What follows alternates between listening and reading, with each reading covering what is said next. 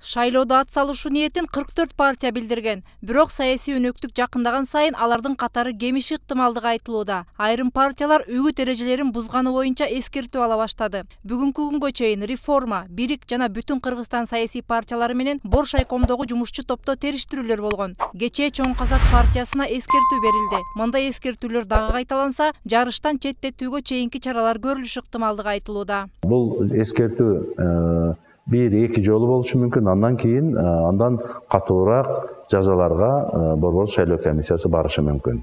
Эң акыркы көрүлчү чара бул талапкерлердин тизмесин каттоодон баш тартышы мүмкүн.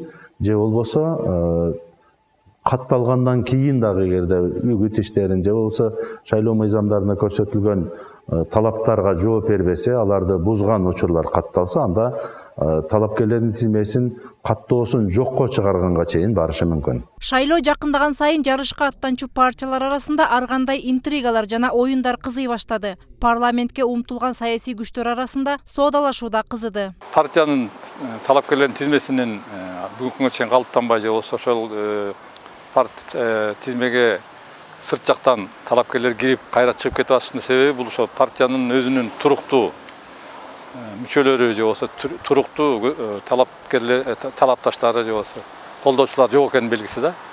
Себеби эгер кандайдыр партия эгер туруктуу болуп, күчтүү болуп, өзүнүн электораты бар, өзүнө өзү ишенген болсо, анда сырт жактан мисалы убактылуу келип кеткен талапкерлерге зар болбойт болчу. Учурда Борбордук шайлоо комиссиясында түзүлгөн атайын жумушчу топ партиялар сунуштаган депутаттыкка талапкерлердин тизмесин текшерип жатат. Себеби эл өкүлү болчулар тиешелүү критерийлерге жооп бериши шарт. Кыргыз Республикасынын жараны болууга тийиш. 21 жашка толгондор гана талапкер болуп катталууга укуктуу. Ошондой эле соттолбогондугу каралат. Борбордук шайлоо комиссиясынын өкүлдөрүнүн айтымында жарышка аттанган партиялар 20 августка чейин талапкерлердин тизмесин көрсөтүүгө тийиш. Алардын депутат болуу үчүн талаптарга жооп берерин текшерүү үчүн атайын жумушчу топ карап чыгат. Андан соң партиялардын ыйгарым укуктуу өкүлдөрү тизмедеги талапкерлердин тиешелүү документтерин Боршайкомго тапшырат. Бул иштин баары шайлоого 30 күн калганча аткарылып бүтүүгө тийиш.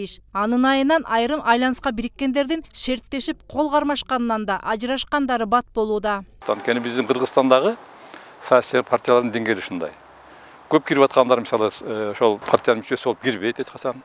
Алар убактылуу гана шайлоого байланыштуу электорат кошумча алып беребиз деген гана убада менен киришет. Ошол себептен дагы саясий партияларда аларды кирет.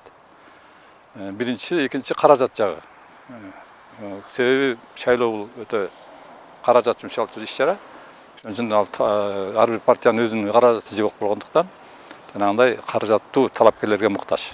Кыргызстанда 2010 жылдагы ыңкылаптан бери президенттик парламенттик башкаруу формасы өкүм сүрүп келет. Баш мыйзамда аны 2020 жылга чейин өзгөртпөө тууралуу жобо киргени менен ал толуктоо өзгөртүүлөргө дуушар болгон. 2016 жылда кабыл алынган баш мыйзам жогорку кеңештин күчүн мурдагыдан да алсыратканы айтылып келет. Акыры келип 6-чакырылыш чөнтөк парламент деген атка коңду. Ал аз келгенсип партиялык тандоо менен келген эл өкүлдөрүнүн арасында сабаты жоюлбаган билимсиздери да көп болуп, парламенттин аброюн ого бетер түшүрдү. Бул чакырылышка да ошол эле депутаттар умтулуп жатканы көпчүлүктүн көңүлүн иренжитүүдө. Мээрим Ташыбекова, Урмат Мамбеталиев, 7 канал, Бишкек.